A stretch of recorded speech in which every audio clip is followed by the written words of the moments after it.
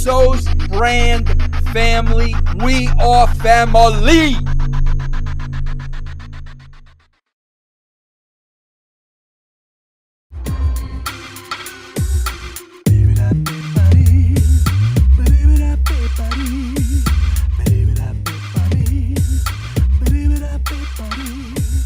Hello, wrestling fans. Welcome to Real Talk Wrestling. I knew you'd come. I wanted to hurry up and do this show because I was late last week. I'm gonna be honest with you. It was a lot of wrestling to watch. NBA playoffs, had a lot of stuff to do. You're probably asking yourself too, why is this audio but not video? Real simple, why it's audio and not video.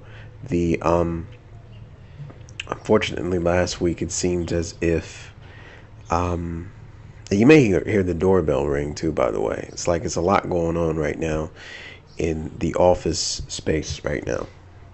So if you hear it, I'm gonna pause it, come back. You'll never know the difference. But I wanted to talk about I lost my train of thought. I do that sometimes. This is audio instead of video because I noticed that when I did video on week 1 that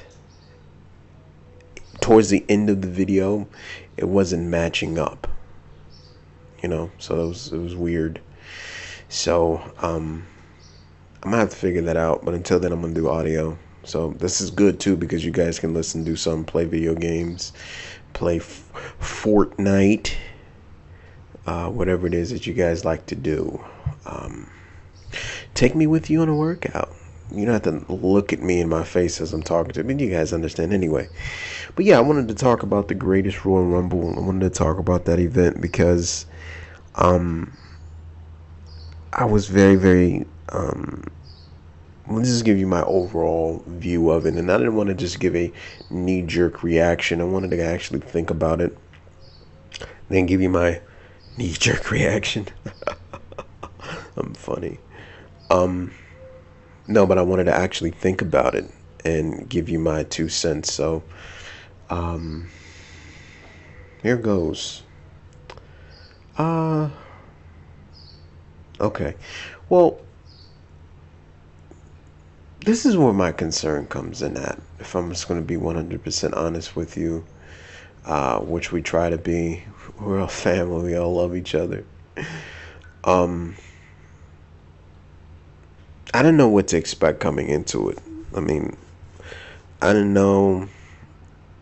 There's never been an event like this that has been produced by the WWE. So I didn't know what really to expect coming into it.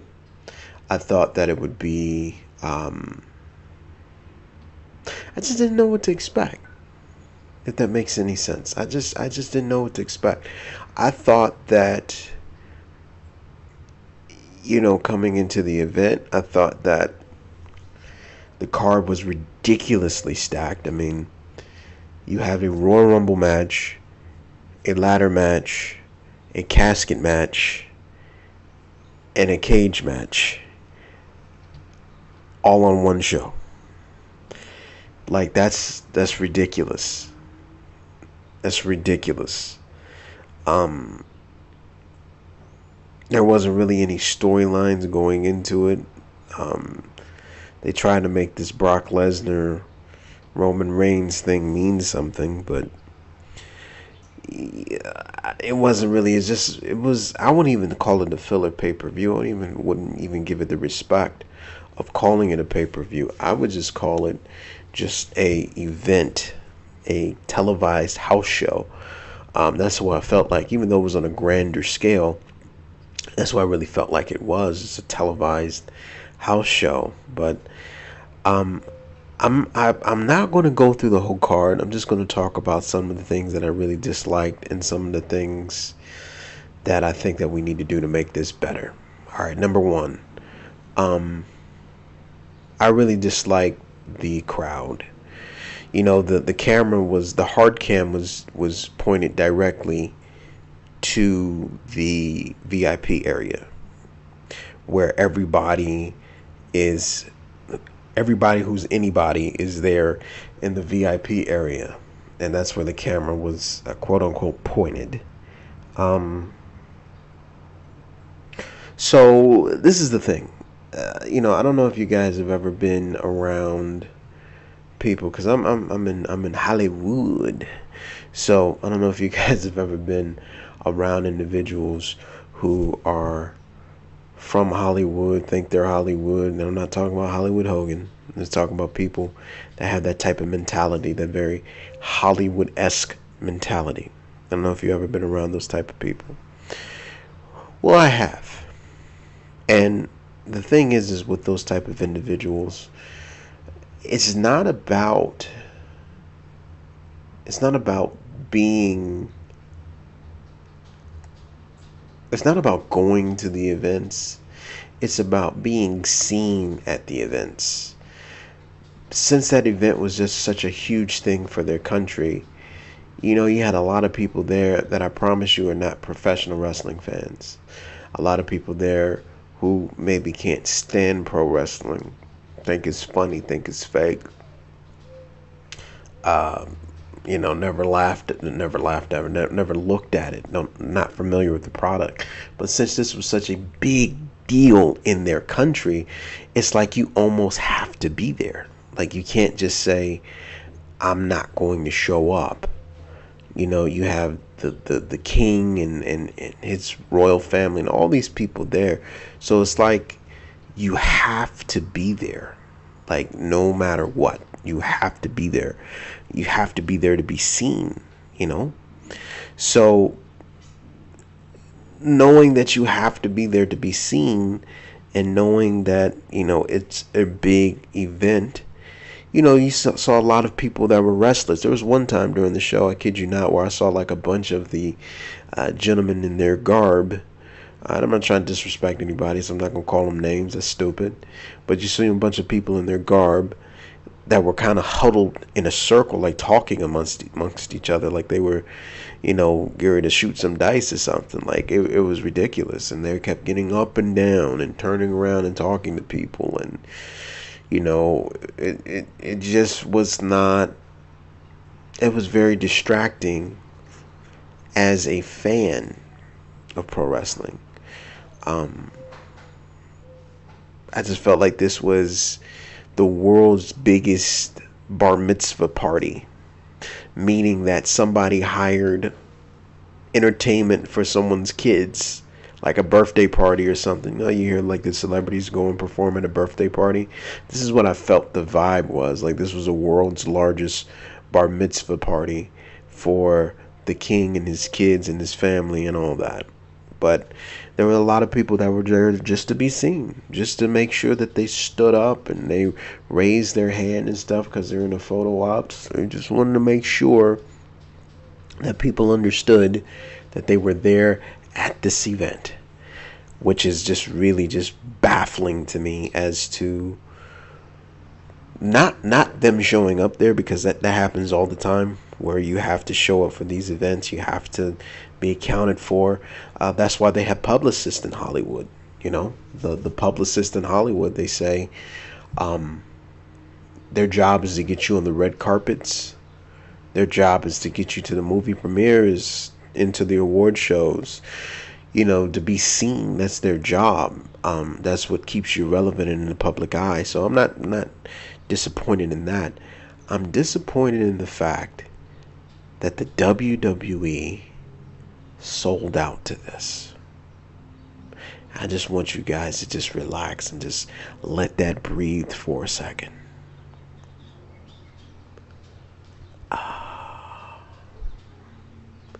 Let it breathe one more second.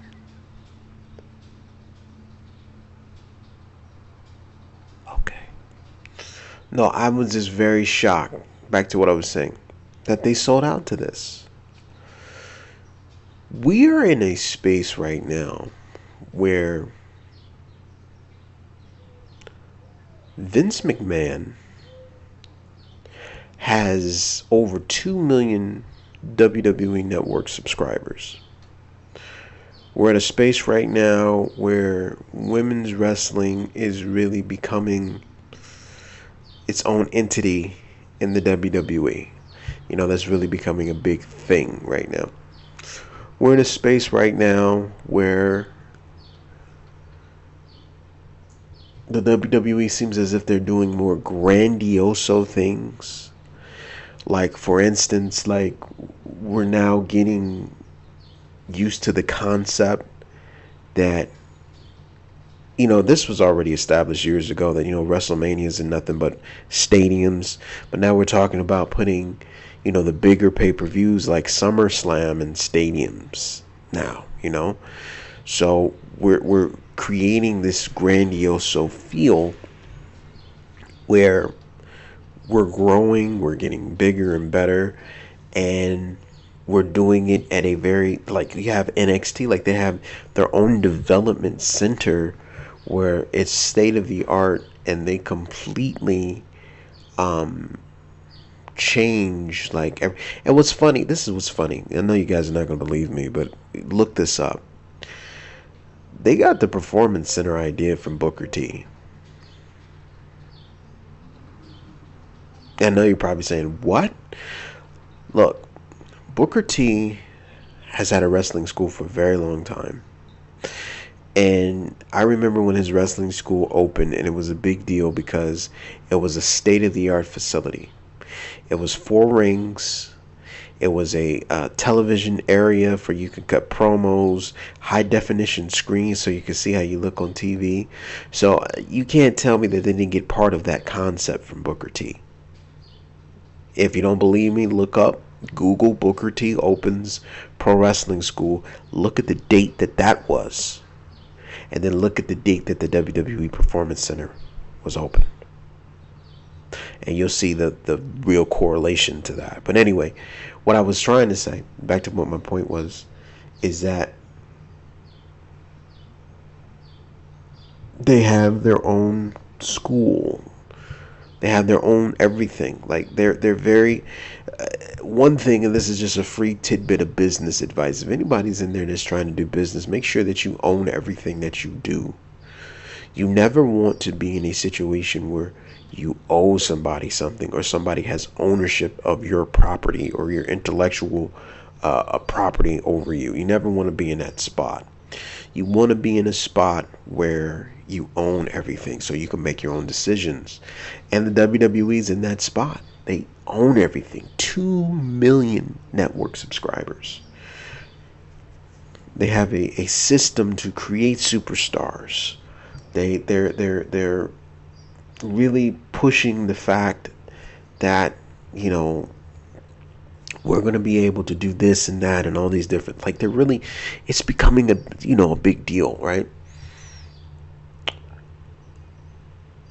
Why do you need this deal in that country? And there's no disrespect to that country, but I just never thought that Vince McMahon would be the type of person that says, hey, I am going to listen to all of your many rules. And hey, I'm going to keep my talent off of pay-per-views or the air or whatever you want to be. I'm going to keep my talent off of TV because you don't want to see them talking about female talent, talking about Sami Zayn. Like, I'm gonna keep them off of this network, and I'm gonna basically let you have, well, not network, but the show, and I'm gonna let you have full control and power over everything that takes place. I'm going to give a booklet to my announcers. This is what you can and can't say. I'm sure there was a code of ethics that the superstars had to abide by when they were out there. The seating arrangements. So you hear about the seating arrangements, like if you were married and had kids, then you could sit with a woman. If you were a single male, then you had to go sit by yourself. Like, VIP was VIP only for royal family and dignitary. Like, Vince doesn't sell tickets like that. Vince doesn't listen to rules and regulations like that. Vince doesn't take suggestions from who should be working the card and stuff like none of this happens. Uh-oh. That's the doorbell. We'll be right back. Hold that thought. All right, we're back. Now, where were we? Okay. I'm just laughing because I ran down the stairs to answer the door because I almost pulled the Titus. And tripped on this microphone cord. So I ran down the stairs, almost tripped, answered the door, ran back up here. So I'm blown up, brother. I'm blown up. No. But anyway, like I was saying, like, Vince does not need to do this. Now, I heard that this is supposed to be $150 million. I don't know if it's per event. I don't know if it's... I don't know what it's for, actually. I'm not sure. But I mean, it's a good amount of money. I don't think that, obviously, you're not going to get that type of money out here in the state. Things are more expensive. And then plus they said, too, that they paid for everything. Like, so from a financial standpoint, it's a slam dunk. But there's an old saying, not all money is good money. And you're kind of sending your company a mixed message.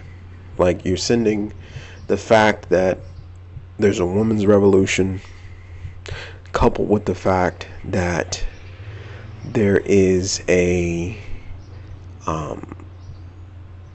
need to go overseas financially for a financial gain. Like, you're kind of sending a mixed signal, in my opinion, as to what exactly we're doing here. Because this is basically a money grab. Let's just call it what it is.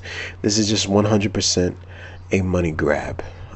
That was the whole basis, purpose of this, was to make money and accumulate money. And what's unfortunate is it almost seems like if you really think and look at the card, it almost seems like they had a meeting, and in the meeting, like, they told them that, we want something that's even more special than WrestleMania. Like, we want a big deal. I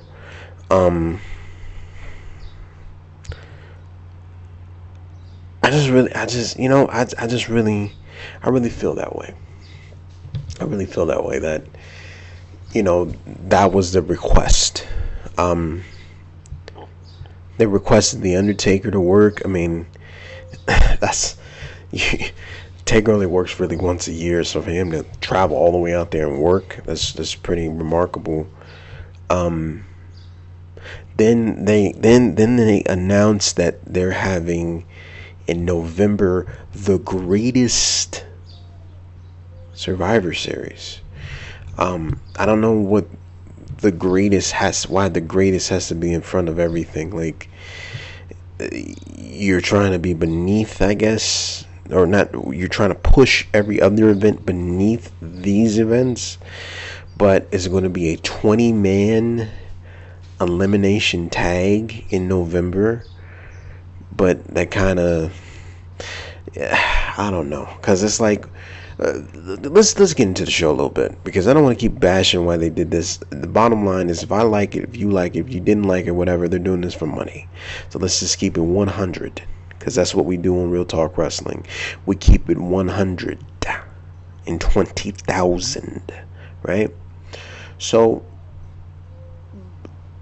the show, told you I did not like the restlessness of the crowd.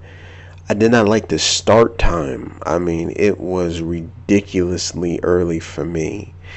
I am on the West Coast, so like I said, if you caught my first episode, you know I own an affiliate marketing company, so that involves me working very, very late.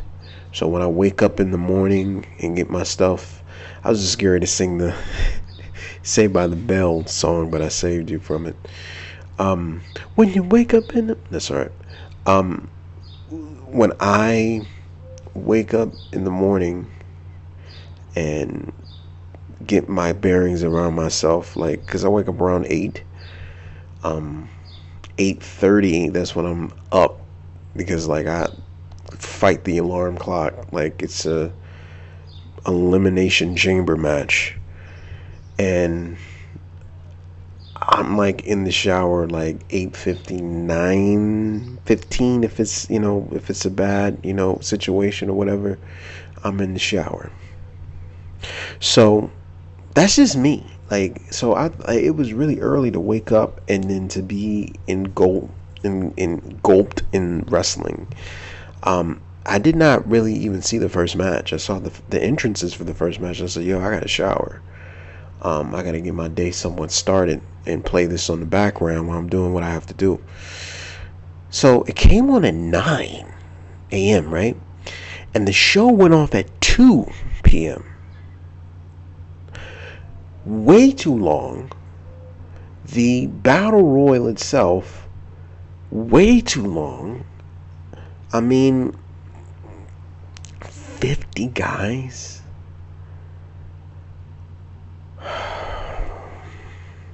50. That's a lot. That's a lot. 10 more would have been the equivalent of 2 Royal Rumbles, like 30 men, 30, like, come on, man. That's way too many people.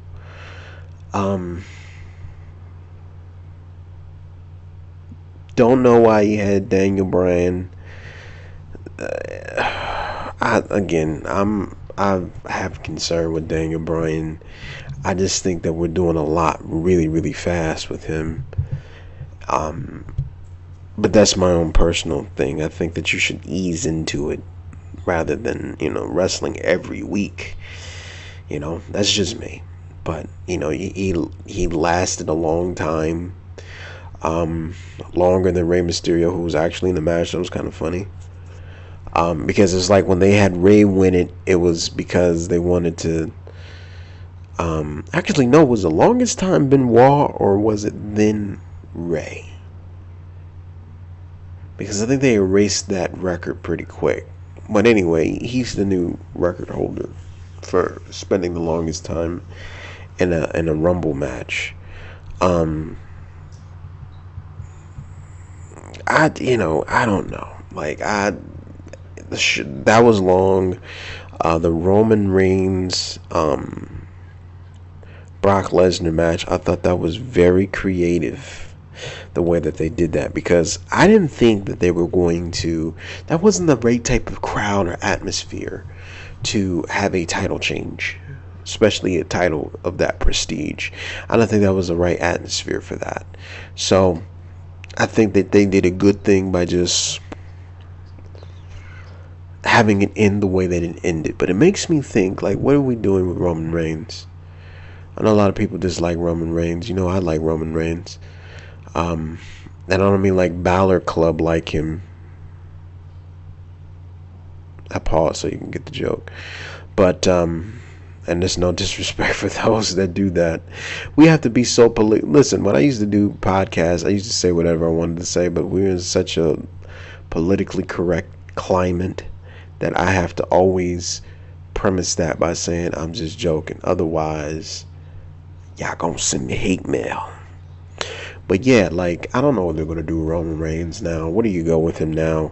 And it was kind of weird. Did you find it weird that, like, Braun Strowman almost killed him on multiple occasions, but yet they were in a tag team with each other and everything was cool?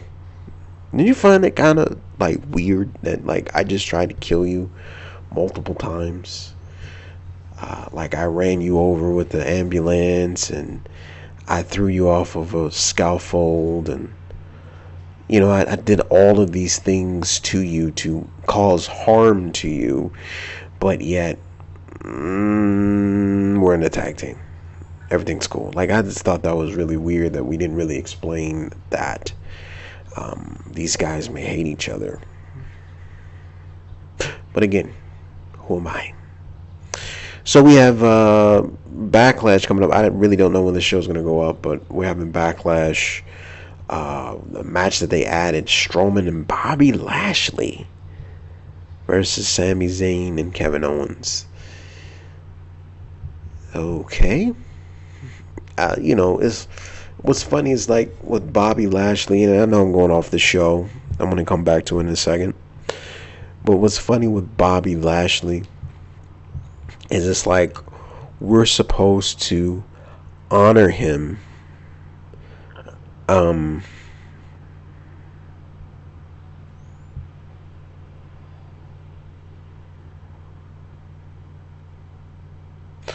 We're supposed to honor, I feel like we're supposed to honor him because of what he's done in the past. But we can't speak about the past because the past concerns a certain somebody who's the president of the United States, the leader of the free world. We're not supposed to mention that because of the type of heat that would draw.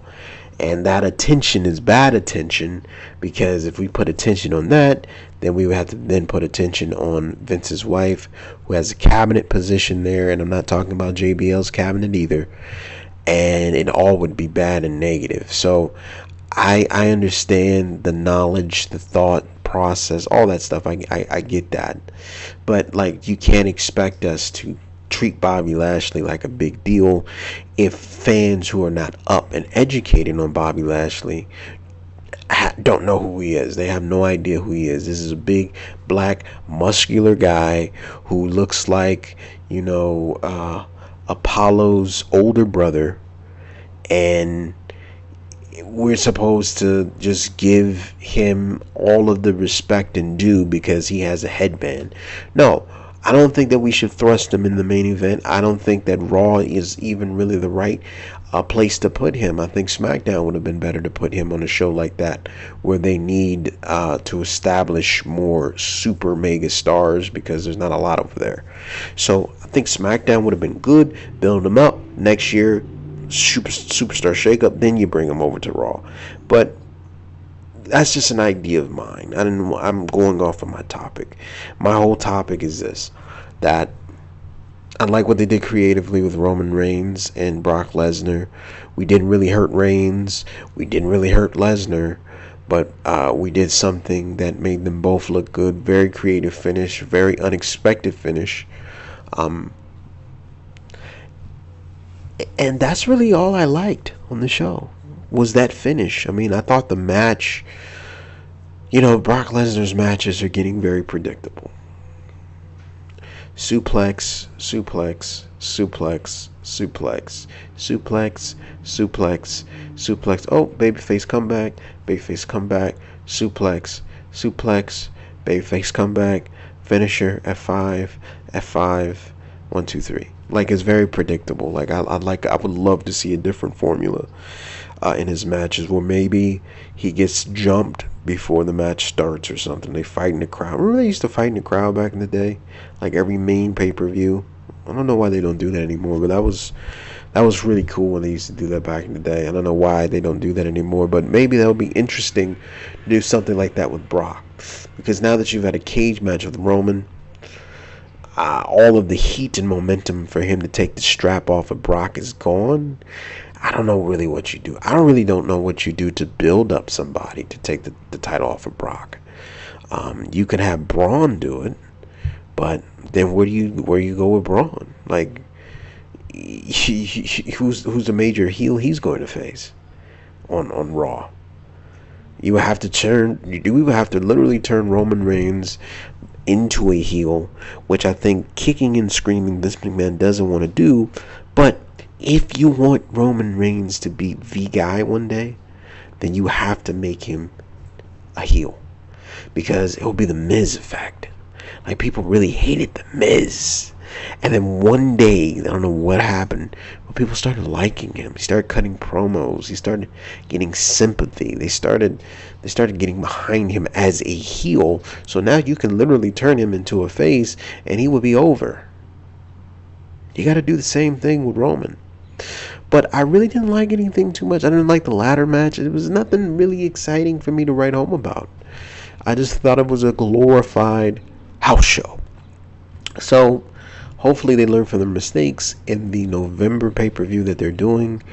Hopefully comes up with some type of strategy that doesn't involve just going out there and getting a check. If we're going to be out here, if we're going to make money out here, let's make the best of a bad situation. And I'm not saying it's bad, I'm just saying it's inconvenient. It's a long way to travel. It's a lot of rules to abide by. It's tons of things that you have to do to be able to put on a good show that is going to suit the many requirements of the king there. So it's inconvenient to do all of that, but you got to make the best of a bad situation. The rumor is that this is a partnership for 10 years. If you want us to be interested for the next decade, which is asking us a lot, but for the next decade, if you want us to be interested in this, as you hear the fire truck in the background, windows open, beautiful day. You should go outside, get some air, by the way. But if you want us to be interested and invested, you have to make it something that is must-see TV. Okay, guys, that's my show. I hope that you enjoyed this week. I'll be back with you guys real soon because I want to hit y'all with another one because I kind of skipped a week. So I'm trying to figure out what my next topic is going to be because we are a topic-based show. So, guys, if you have any questions, comments, please leave them below. Like this video, subscribe to this channel, and blow up the comments below, man. I want to talk to you guys. I want to interact with you guys. Let Mr. Russo, Uncle Russo, let him know what is going on here, that you love the show, that you want to see more of it, more of me, and I will check you guys next time. This has been your man McAvoy, and that's been some real talk wrestling. Peace.